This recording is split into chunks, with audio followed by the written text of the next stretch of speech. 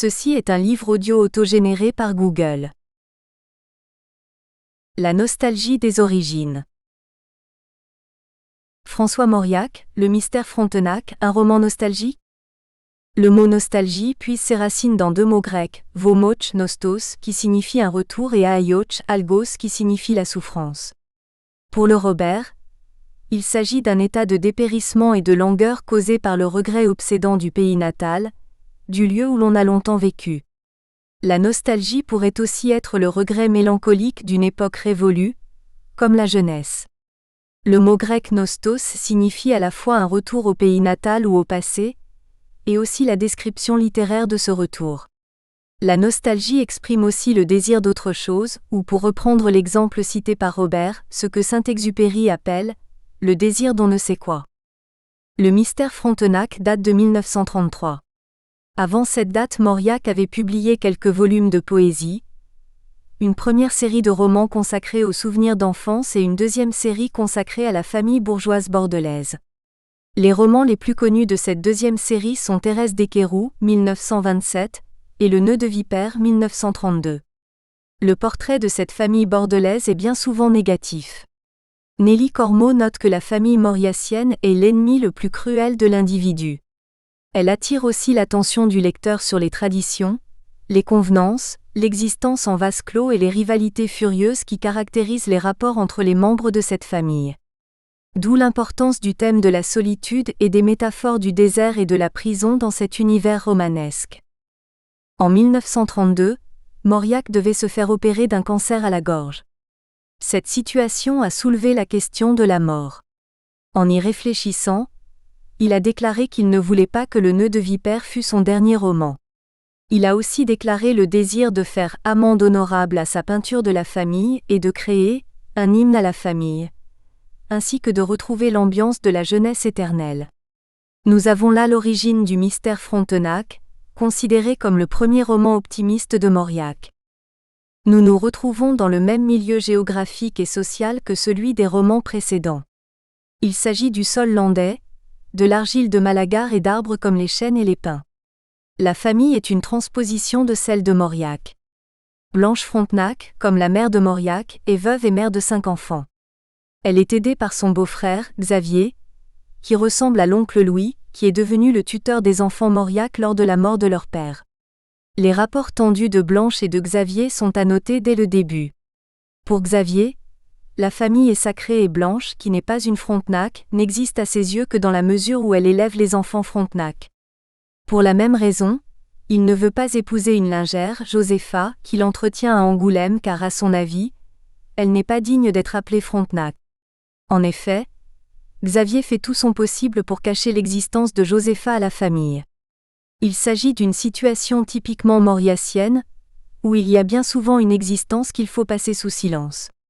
Nous avons affaire à la rigidité de la morale bourgeoise où les grandes valeurs sont Dieu, la terre et la famille.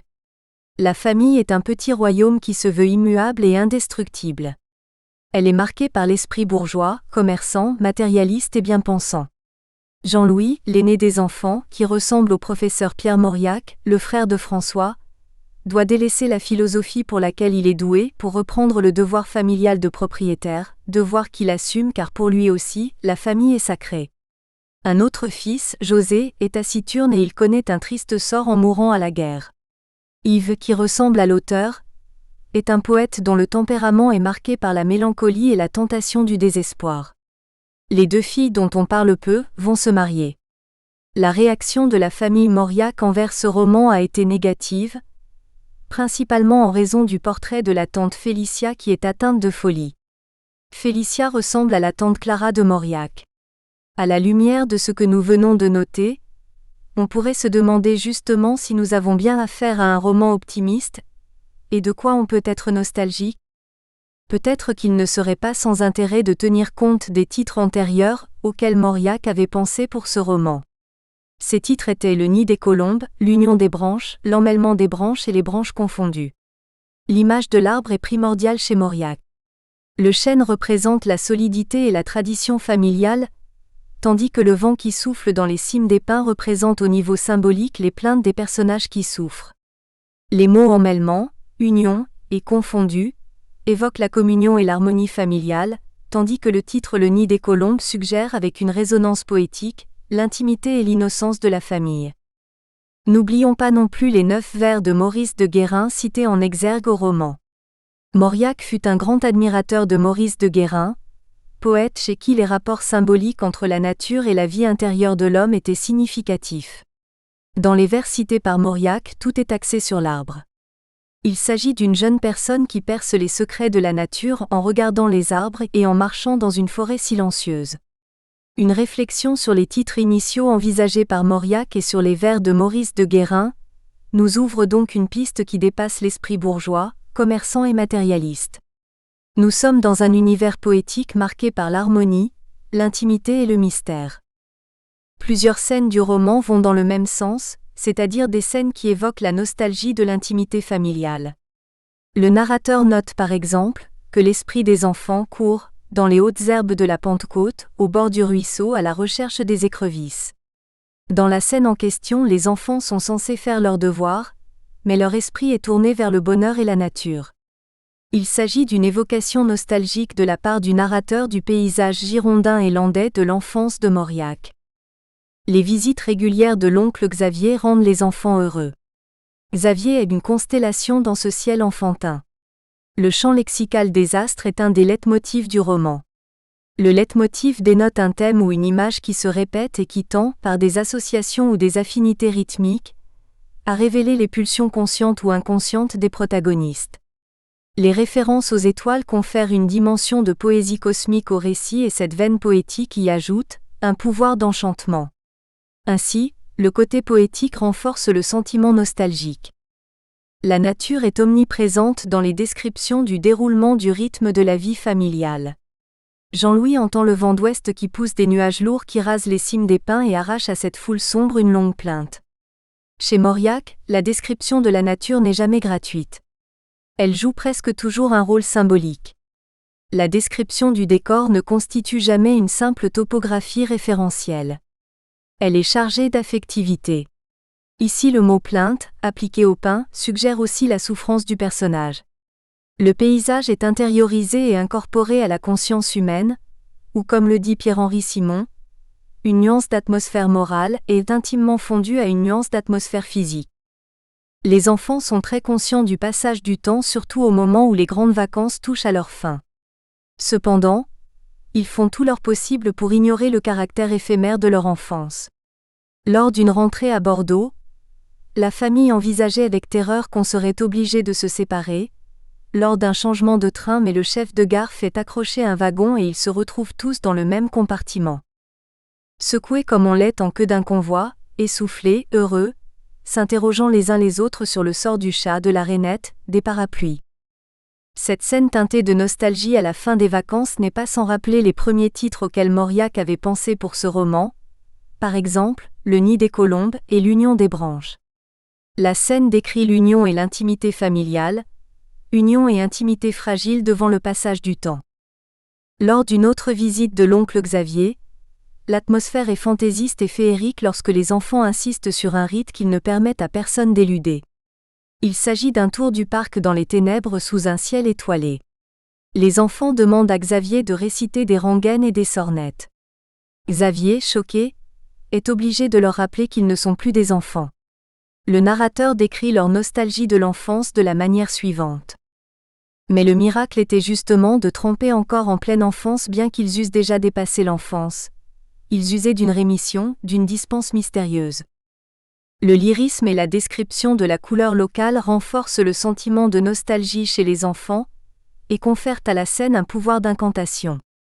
La scène qui suit celle-ci éclaire la signification métaphysique et spirituelle de l'union familiale que les enfants veulent garder nostalgiquement. Ils demandent à Xavier de faire comme autrefois des bateaux phares. Malgré sa protestation, Xavier ramasse une écorce de pin et y plante une allumette bougie. Le courant de la Hure va emporter la flamme jusqu'à la Garonne et ensuite à l'océan Atlantique. Et Yves le poète, de rajouter avec sa cargaison de mystère Frontenac. Nous avons ici affaire à une scène littéraire très riche, surtout en ce qui concerne la notion de nostalgie. Le narrateur note l'émotion des enfants qui contemplent le voyage de l'écorce de pin, du plus secret ruisseau des Landes jusqu'à l'océan Atlantique. Les images liquides et marines sont significatives chez Mauriac. La poétique de l'eau figure dans presque tous ses romans. En effet, il note dans son journal que l'océan figure Dieu et la grâce dans son œuvre. Le choix des mots du narrateur est à noter. Les enfants croient, c'est même un article de foi, que le bateau phare avec sa cargaison de mystères Frontenac atteindra l'océan. L'expression « article de foi » et le fait que pour Mauriac l'océan représente Dieu connotent une nostalgie à dimension religieuse. Comme le dit Pierre de Boisdeffre, le mystère Frontenac dont parle Yves est la circulation de l'amour qui passe de la mer aux enfants et le bateau phare symbolise la nostalgie de l'amour divin dont l'amour familial est un rayon. Le mystère Frontenac ouvre donc la voie à une réalité transcendante. Le passage est un bon exemple du style concis et de l'art de suggérer chez Mauriac, qui grâce à un vocabulaire bien choisi, invite le lecteur à passer de la description d'un jeu nostalgique d'enfant à une nostalgie plus profonde, celle de l'amour de Dieu. On retrouve plusieurs autres références au désir nostalgique des adolescents de ne pas sortir de l'enfance. Le narrateur dépeint des tableaux idylliques de leurs jeux dans le parc au clair de lune, et il note qu'ils rappelleront à jamais les plaisirs simples et purs de cette joie enfantine. Jean-Louis, héritier de la propriété, contemple avec nostalgie la maison qui était un refuge pour les enfants. Dispersés hors du nid natal, que les pins des grandes vacances ne gardaient plus, à l'abri de la vie dans le parc étouffant. Ils sont maintenant chassés du paradis de l'enfance, exilés de ces prairies. Jean-Louis exprime ici la nostalgie d'une époque bénie. Mauriac a une prédilection pour les tristes personnages qui sont conscients de leur misère. Yves est le membre le moins imbu des valeurs bourgeoises de la famille, mais paradoxalement, c'est lui qui est le plus nostalgique de la vie familiale d'autrefois. Il veut se consacrer à la poésie. C'est un adolescent révolté à la Rimbaud en quête d'un dépassement, de ce désir d'autre chose qui constitue un autre aspect de la notion de nostalgie pour Saint-Exupéry. Il est très attaché à l'enfance et à sa mère. Lorsqu'il se trouve dans le milieu littéraire de Paris, il éprouve la nostalgie de la famille. Il est frappé par le snobisme et la vie sentimentale instable et artificielle du milieu littéraire parisien. Il découvre aussi que l'amour de la littérature dans ce milieu n'est bien souvent qu'un prétexte pour approcher des gens. Yves est frappé par leur manque d'identité. Ils ignorent d'où il vient, et ils ne savent pas ce que c'est qu'un Frontenac. Yves fait ressortir ici le contraste entre l'identité régionale barésienne et la vie parisienne artificielle. À un dîner où l'ambiance est celle de la duperie et de la dérision, Yves entend nostalgiquement le chuchotement assoupi des pins. Il commence à se rendre compte nostalgiquement que l'identité familiale Frontenac est une merveille et un trésor. Il sanglote en pensant au sol landais bourdonnant de guêpes, aux bruyères pâles qui sentent le miel et à la nuée de pollen qui se détache des pins. Il pense aussi au sentier où sa mère, Blanche, le cherchait et le couvrait de son châle. Quand Jean-Louis lui rend visite à Paris, il ressent surtout la nostalgie de l'enfance et de l'union familiale. Jean-Louis, quand José sera revenu du service, il faudrait habiter ensemble, se serrer les uns contre les autres comme des petits chiens dans une corbeille. Il savait que ce n'était pas possible. Yves exprime donc la nostalgie du terroir, de l'amour maternel et de l'harmonie, de l'innocence et de la bonté familiale. La fin du roman constitue un tableau à la fois nostalgique et optimiste des pins, qui voit passer au-dessus de leur cime le groupe éternellement serré de la mère et de ses 5 enfants. Notre étude nous a permis de faire ressortir la nostalgie de la région bordelaise, de la vie familiale et de la grâce dans le mystère Frontenac.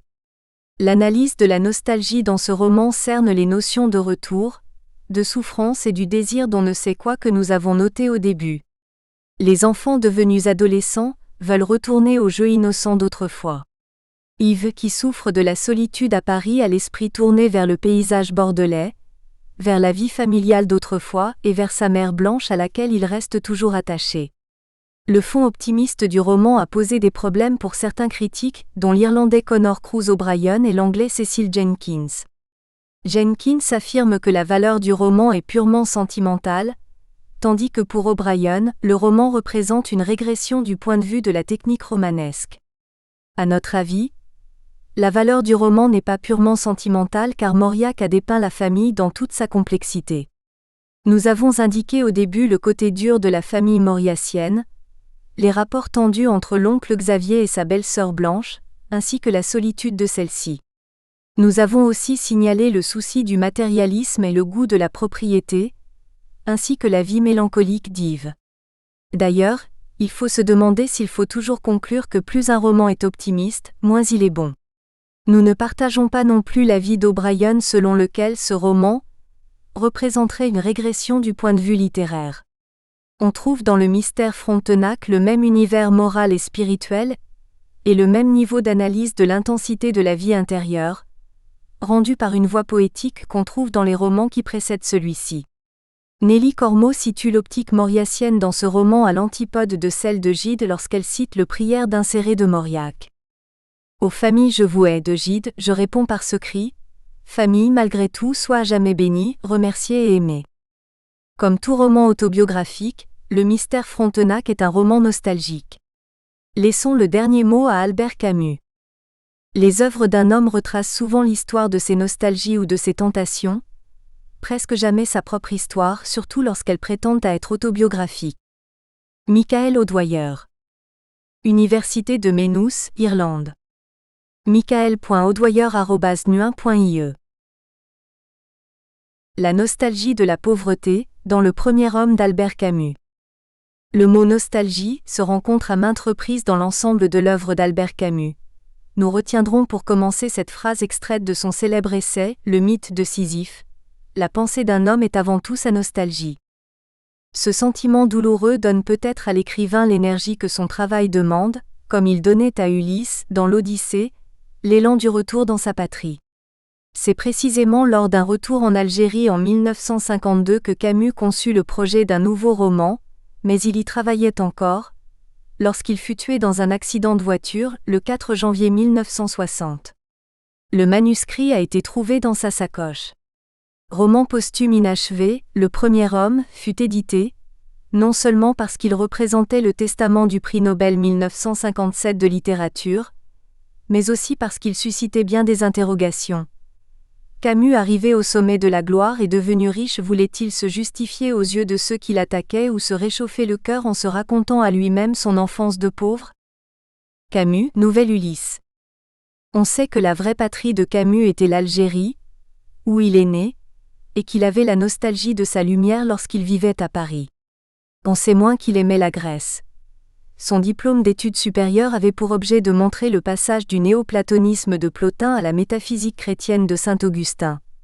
Plus concrètement, dans son essai Prométhée aux enfers 1946, il raconte que l'année de la guerre, il devait s'embarquer pour refaire le périple d'Ulysse. C'est lors d'une traversée entre Marseille et Alger que le roman naît du rêve d'un certain Jacques Cormery, le héros qui porte le nom de la grand-mère paternelle de Camus. La première partie, intitulée Recherche du père, évoque sa naissance et son enfance dont les souvenirs ont surgi tout naturellement au cours du voyage de Jacques vers la tombe de son père au cimetière de Saint-Brieuc. Il a 40 ans et ne ressent que de l'indifférence devant la dalle funéraire. Pourtant il espérait apprendre de ce père inconnu pourquoi lui, le fils, devait vivre obscur à soi-même, et il découvre l'absurde, le paradoxe d'un père plus jeune que son fils, mort la première année de la guerre de 14 à 18. Espérant apprendre de sa mère qui était ce père, il retourne à Alger, le cœur serré d'une sorte d'angoisse heureuse. Cette façon très camusienne de décrire la nostalgie montre bien l'influence des sentiments sur le corps, avec des sensations en apparence contradictoires. Quand il arriva devant la porte, sa mère l'ouvrait et se jetait dans ses bras. Remarquez la concordance inhabituelle entre l'imparfait et le passé simple qui fait durer l'action comme un moment d'éternité. Cormery semble revivre la scène de l'Odyssée où Ulysse va consulter les morts, au Shanxi, scène pathétique entre toutes. Les âmes des morts affluent au bord de la fosse où coule le sang des victimes, mais Ulysse les écarte pour laisser sa mère approcher. « Parle-moi de mon père » supplie Ulysse. Une fois qu'elle lui a révélé le drame qui se joue dans son royaume, il veut la serrer dans ses bras et s'élance vers elle, mais son ombre se dissipe, comme un songe envolé. Ainsi Jacques, le premier moment d'émotion passé, voit sa mère redevenir lointaine, silencieuse, à peu près inaccessible et d'autant plus qu'elle était plus souriante et que son cœur à lui s'élançait vers elle. Dans cette première partie du roman, Nous avons suivi le héros lancé à la recherche de son père et vu son élan se fracasser sur l'indifférence, la sienne et celle de sa mère. La démarche se révélant infructueuse, il la déclare inutile et se définit comme le premier homme. Le fils ou le premier homme devait être le titre de la seconde partie du roman. Le fils a appris des personnes qui avaient connu son père que c'était un homme pauvre, révolté contre la peine de mort et la guerre mais courageux et prêt à aller se battre si la patrie le demandait. C'est cette leçon du père qui va l'aider à vivre. Mais Camus avait noté le caractère monstrueux de son personnage dans son carnet. Cœur indifférent devant la tombe du père, tournant le dos à la tombe, Jacques Cormery abandonna son père, et en même temps cœur plein d'un regret émerveillé, au souvenir de son enfance pauvre mais inondée de soleil, riche d'une famille et d'une bande de camarades, riche du savoir dispensé par l'école. C'est ce que nous verrons dans notre seconde partie. Nostalgie de la pauvreté. Les occurrences des mots « pauvre », « pauvreté », « pauvrement » sont plus nombreuses dans la première partie que dans la seconde et elles concernent la famille, la maison, le quartier. Camus y ose l'oxymore, richesse de la pauvreté. Vous ne trouverez donc pas de misérabilisme dans cette autobiographie déguisée en roman. Les occurrences des mots misère, misérable sont moins nombreuses, 18 contre 38. Elles sont associées à la laideur des faubourgs de Paris, ou encore à des notions morales comme le mensonge. Ces deux champs lexicaux ne se confondent pas, même s'ils se recouvrent partiellement. Michel Onfray, dans l'Ordre libertaire paru en 2012, met sur le même plan la misère et la pauvreté en évoquant l'enfance de Camus, alors que de nombreux passages associent la misère au froid, à la situation des Arabes et la pauvreté à la chaleur, au soleil. La famille de Camus-Cormery appartient à ceux que l'on appelle depuis 60 ans les pieds noirs, terme que Camus n'emploie pas, les mots exacts qu'il emploie pour désigner ses ancêtres étant colons ou émigrants. Du côté paternel, ce sont des Alsaciens de 1871, du côté maternel, des Espagnols de Mahon-Baléares. Ils sont ouvriers, exilés politiques ou climatiques. La tribu est toujours misérable ou pauvre ou un peu à l'aise, écrit Camus. L'enfant connaît des moments de honte à cause de cette pauvreté, par exemple à sa communion, lorsque des parents un peu à l'aise lui donnent de l'argent, mais le monde innocent et chaleureux des pauvres s'identifie pour Camus avec son oncle tonnelier, amateur de chasse et de pêche, grâce auquel il découvre les délices de la vie loin de la ville. Alors commençait pour Jacques une ivresse dont il gardait encore le regret émerveillé au cœur. Alors que le regret est accompagné d'une douleur poignante, il se passe quelque chose d'inexplicable, une sorte de phénomène étonnant dilatant le cœur jusqu'à l'extase. Regret émerveillé aussi des baignades que l'oncle, presque sourd-muet, offre à l'enfant en le portant sur son dos. Nul besoin d'argent pour profiter de la plage et du soleil. Comme Camus l'a si bien écrit dans la préface de L'Envers et l'Endroit, la pauvreté d'abord n'a jamais été un malheur pour moi. La lumière y répandait ses richesses. Et dans ses notes préparatoires au roman inachevé, il reprenait cette idée.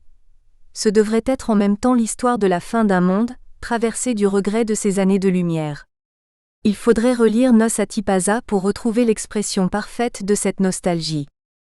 Nostalgie de quelques paradis perdus ou des adultes d'une innocence adamique, suivant l'expression de Camus, des adultes proches de l'enfance comme l'oncle tonnelier, et des enfants unis par une camaraderie sans ombre, vivent comme ils jouent. La pauvreté est une école de courage. Des jeux violents comme les donnades, où les épées sont remplacées par les poings, se pratiquent sur le champ vert, un terrain vague, et Jacques n'est jamais le dernier à se battre, malgré la perspective des punitions qui humilient le vainqueur et le vaincu. Camus savoure les mots de cette tribu d'enfants pauvres d'Alger. Il joue à la canette vinga, tennis du pauvre, et se régale de cocos, baies du palmier coco qu'il dérobe dans le jardin public. À l'école, la règle rouge des punitions a le beau nom de sucre d'orge. Camus voulait consacrer tout un chapitre à l'école, dans la première partie, et au lycée dans la seconde.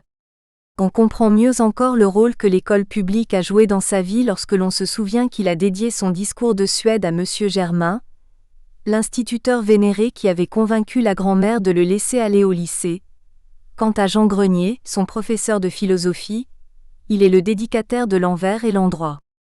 Ce qu'ils aimaient si passionnément en elle, c'est ce qu'ils ne trouvaient pas chez eux, où la pauvreté et l'ignorance rendaient la vie plus dure, plus morne, plus refermée sur elle-même. La misère est une forteresse sans pont-levis. On remarque dans cette phrase le lyrisme de Camus avec la gradation ternaire et l'image finale, si puissante. Une sorte de désespoir le saisit en pensant à la pauvre maison démunie de tout de son enfance, à sa mère presque sourde et mutique, qui ne savait ni lire ni écrire, mais la nostalgie de cette pauvreté l'emporte lorsqu'il se souvient. L'école nourrissait en eux une faim plus essentielle encore à l'enfant qu'à l'homme et qui est la faim de la découverte.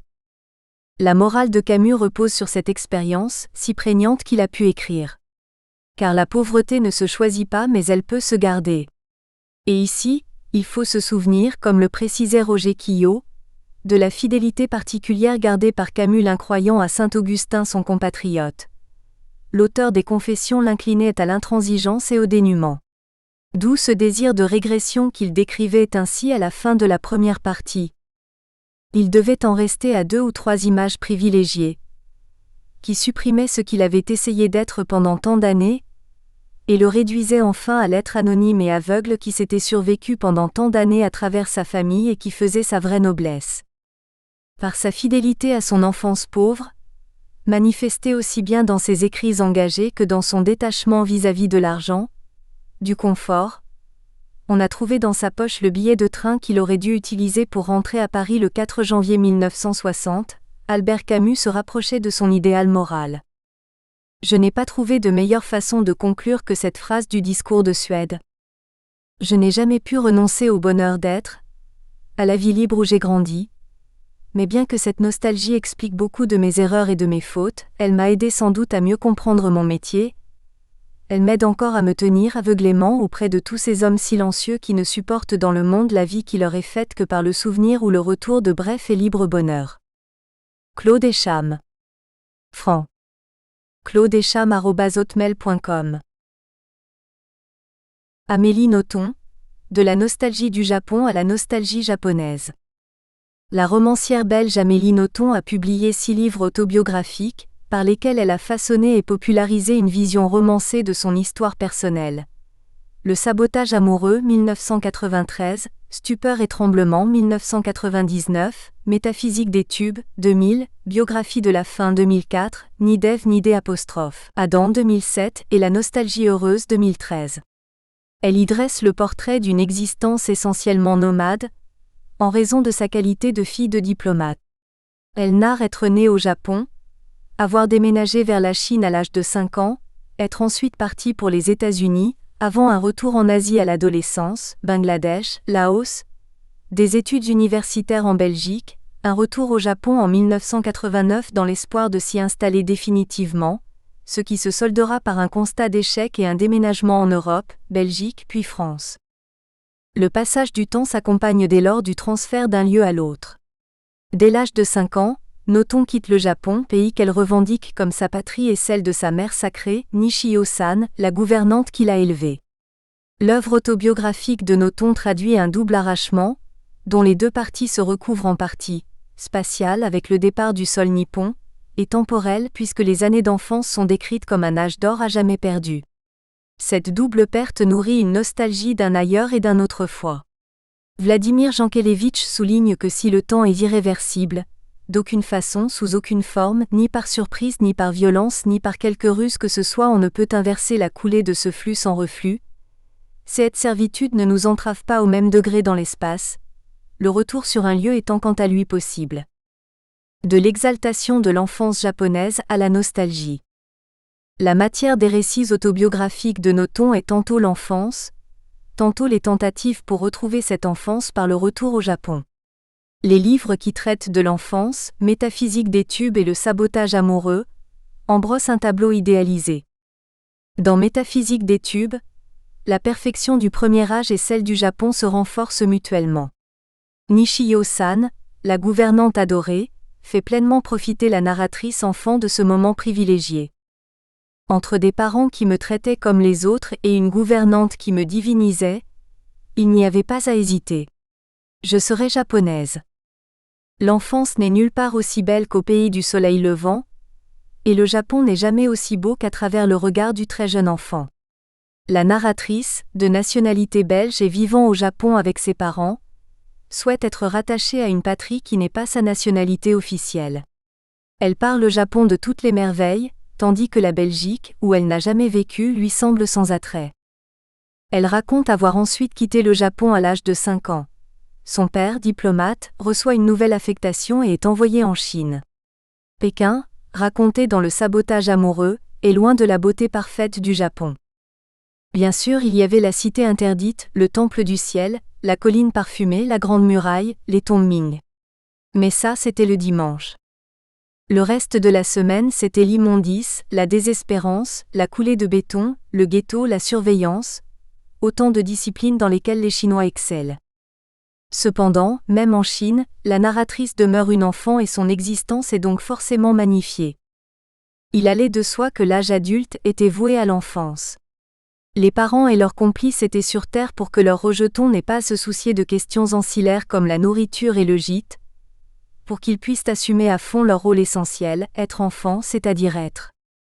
À la période divine vécue au Japon succède alors la grandeur épique associée au séjour en Chine. L'épopée c'était moi, affirme Noton. Le récit autobiographique de cette double perfection spatiale, le Japon est temporel, l'enfance, est aussi le récit d'une double perte. La petite fille quitte le Japon sans possibilité d'y retourner, puisque sa résidence dépend de l'affectation de son père. Par la suite, elle découvre avec répugnance qu'elle ne restera pas toujours une enfant, que son corps se transforme et qu'elle appartiendra bientôt elle aussi au monde des adultes, ses enfants déchus. Biographie de la fin narre la résistance à l'inexorable passage du temps.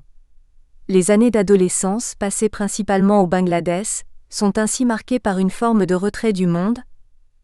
La narratrice affirme n'avoir pratiquement pas quitté sa chambre, et un rejet de son propre corps qui l'amène à l'anorexie.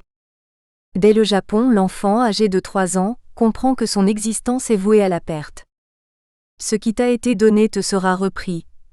C'est ainsi que je me formulais le désastre qui allait être le leitmotiv de mon enfance, de mon adolescence et des péripéties subséquentes. Ta vie entière sera rythmée par le deuil. Apprendre à 3 ans que dans 3 ans on sera chassé du jardin, sans même avoir désobéi aux consignes suprêmes, c'est l'enseignement le plus dur et le plus injuste, l'origine de tourments et d'angoisses infinies. Dans cet extrait au sous-texte biblique appuyé, ce qui sera perdu est assimilé au jardin d'Éden dont la narratrice serait chassée sans même avoir croqué la pomme.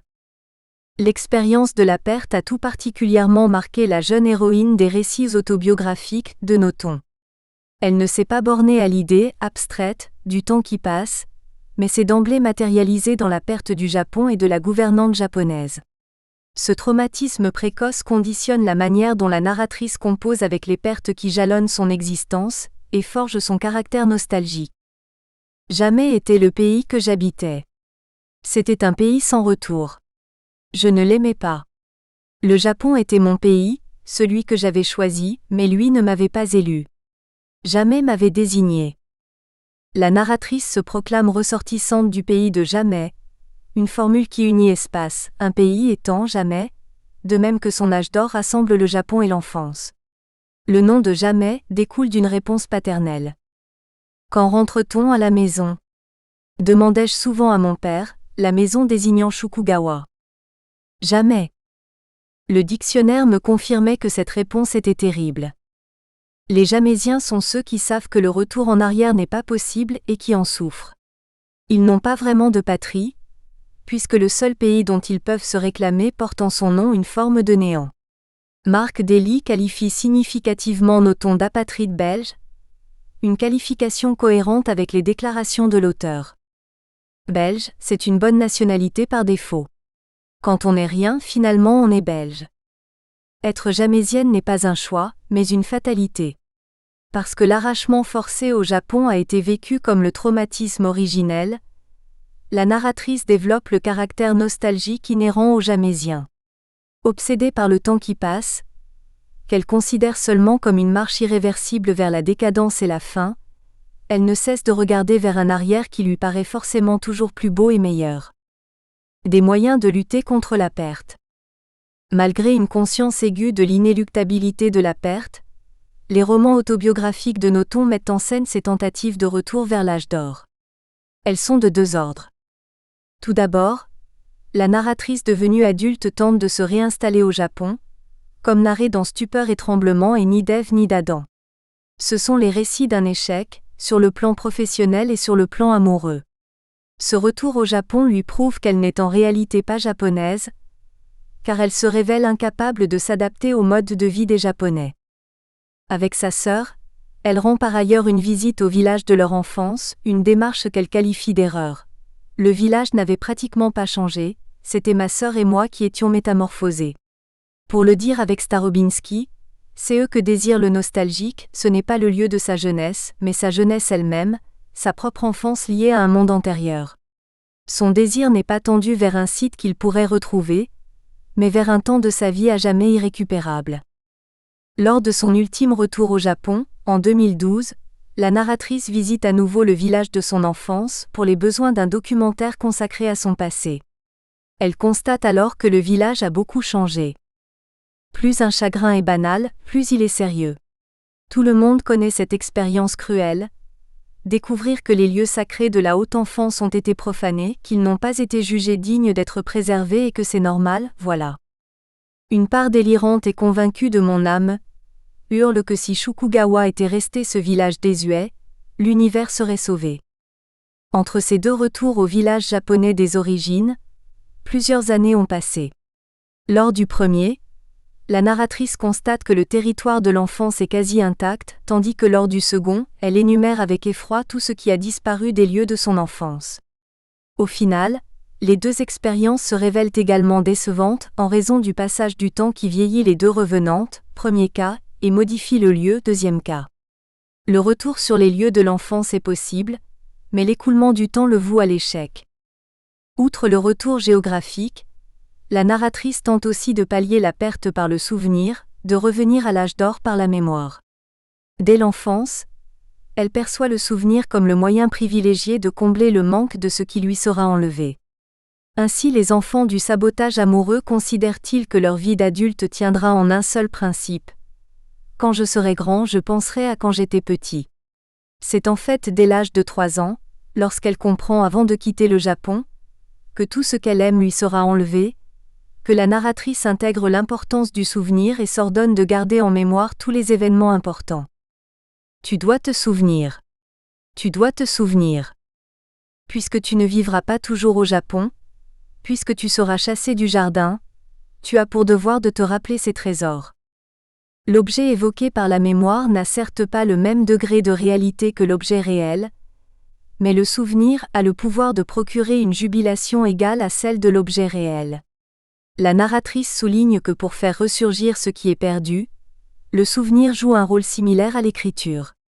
En écrivant des récits autobiographiques, elle tente doublement de faire ressurgir un passé disparu. Le souvenir a le même pouvoir que l'écriture. Quand tu vois le mot chat écrit dans un livre, son aspect est bien différent du matou des voisins qui t'a regardé avec ses si beaux yeux. Et pourtant, voir ce mot écrit te procure un plaisir similaire à la présence du chat, à son regard doré posé sur toi. La mémoire est pareille. On ne s'étonnera donc pas que les livres autobiographiques de l'auteur portent surtout sur les moments heureux de l'enfance, et les retours au Japon. Avec biographie de la fin et la nostalgie heureuse, la romancière s'offre même le plaisir d'un retour sur les récits autobiographiques précédents. Biographie relie en effet les événements narrés dans ses autobiographies antérieures sous l'angle d'un principe explicatif unique, la fin, tandis que la nostalgie met l'enfance racontée auparavant à l'épreuve d'un voyage au Japon en quête de preuves de son passage. L'écriture surgit d'abord d'une volonté de plonger dans les souvenirs. La narratrice, obnubilée par la volonté de ne perdre aucun moment de ce passé qu'elle chérit, affirme avec assurance dans Métaphysique des tubes, « Je me souviens de tout ». Cependant, le dernier livre autobiographique en date jette un nouvel éclairage sur tous les récits qui l'ont précédé. Tout ce que l'on aime devient une fiction. La première des miennes fut le Japon. À l'âge de 5 ans, quand on m'en arracha, je commençai à me le raconter. Très vite, les lacunes de mon récit me gênèrent. Que pouvais-je dire du pays que j'avais cru connaître et qui, au fil des années, s'éloignait de mon corps et de ma tête? À aucun moment, je n'ai décidé d'inventer. Cela s'est fait de soi-même. La mise en récit du passé et du pays perdu surgit comme un impératif dès la perte. L'écriture proprement dite viendra quant à elle plus tardivement. Cependant, le récit, mental ou écrit, ne vise pas à restituer fidèlement les faits. La narratrice de Métaphysique affirme se souvenir de tout, mais notons précise dans un livre paru 13 ans plus tard, avoir réaménagé ses souvenirs, en avoir fait une fiction, dans la quête d'une fidélité à la musique du passé. Elle revendique ainsi la mise à distance comme moyen de toucher au plus vrai et au plus près du souvenir. De la nostalgie du Japon à la nostalgie japonaise. Ces différentes expériences de retour vers l'enfance et le Japon suggèrent la magnitude de la nostalgie de la narratrice et ses tentatives, plutôt infructueuses, d'apaiser cette nostalgie. Le mot nostalgie contient le nom de son propre remède, nostos, le retour. Pourtant, dans Biographie de la faim, la nostalgie est présentée comme un mal dont il ne faudrait pas guérir car il est une manière de rester fidèle au Japon. Le mal dont je souffrais s'appelait mal du Japon, qui est la véritable définition du mot nostalgie. Toute nostalgie est nippone. Il n'y a pas plus japonais que de languir sur son passé et sur sa majesté révolue, et que de vivre l'écoulement du temps comme une défaite tragique et grandiose. Une fillette belge pleurant au souvenir du pays du soleil levant, mérite doublement la nationalité japonaise.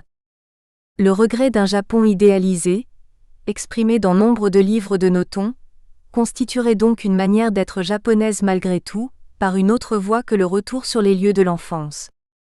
Le dernier voyage en Extrême-Orient, rapporté dans la nostalgie heureuse, met cependant à mal cette conviction. Pour traduire combien je suis nostalgique de mes jeunes années dans le Kansai, j'entends l'interprète dire nostalgique au lieu de l'adjectif natsukashi, que je tiens pour l'un des mots emblématiques du japonais. Pour traduire la nostalgie de la narratrice, son interprète japonaise recourt à un terme anglais. Le sentiment qu'elle éprouve est si peu japonais que la langue nippone ne comporte même pas de mots pour l'exprimer. Le japonais ne connaît qu'une forme heureuse de la nostalgie. La beauté de l'instant passé remémoré illumine le présent plutôt que de plonger le nostalgique dans le regret de ce qui est révolu. Après l'interview, dans le taxi... Nous espérons que vous avez apprécié cet aperçu. Pour continuer à écouter ce livre audio sur Google Play Livres, utilisez le lien dans la description de la vidéo.